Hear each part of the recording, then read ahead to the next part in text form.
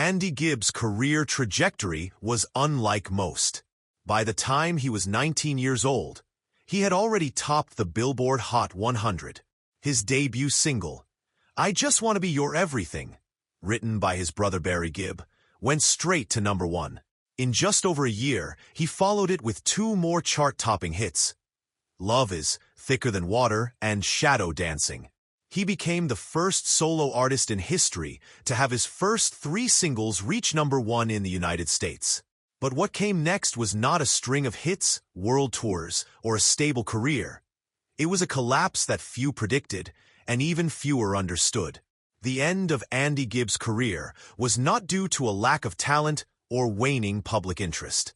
It was the result of something far more destructive: cocaine addiction. While his fame soared in the late 1970s, Gibb was already caught in a cycle of substance abuse. The industry was aware, but at first it seemed manageable. He was young, marketable, and selling records. His label and management were willing to overlook his erratic behavior as long as the revenue continued. But Gibb's addiction quickly began to interfere with his professional commitments. In recording sessions, he failed to show up or arrived in no condition to perform.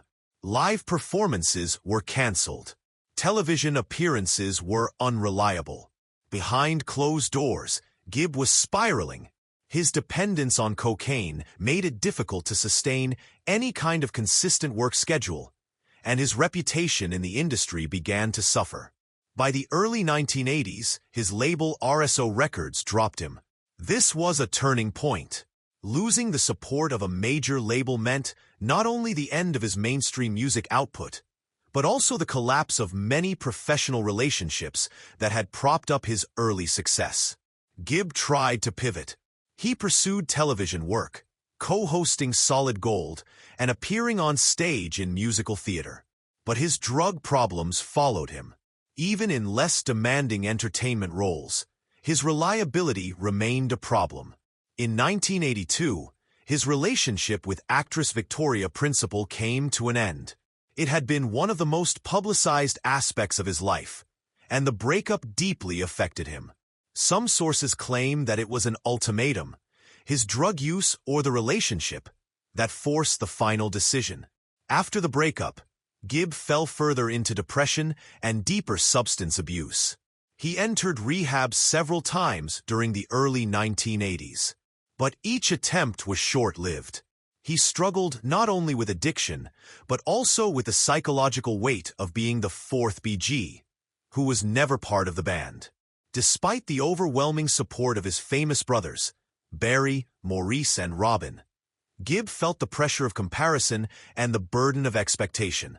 His solo success had initially separated him from that identity, but as his career fell apart, the shadow of the Bee Gees loomed larger. By 1987, there were signs of recovery. Gibb announced that he was recording new music and had reportedly stopped using cocaine.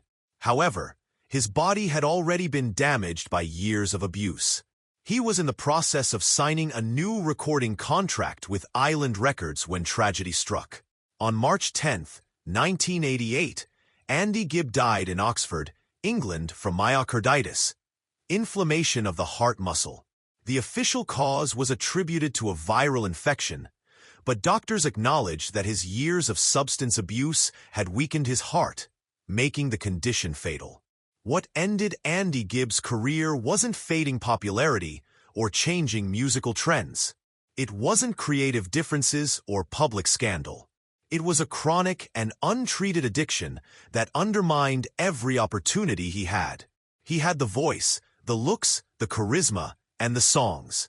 But he couldn't sustain the discipline and health needed to maintain a long-term career in the spotlight. Andy Gibb's story is a rare case where the success came fast, the fall came faster, and the cause, though hidden from public view for years, was ultimately undeniable. His talent was real. His fame was global. But the addiction he tried to manage quietly behind the scenes destroyed his ability to function in the business that had once embraced him. His career ended long before his death, and the reasons behind it were rooted not in music, but in the personal struggles he never fully overcame.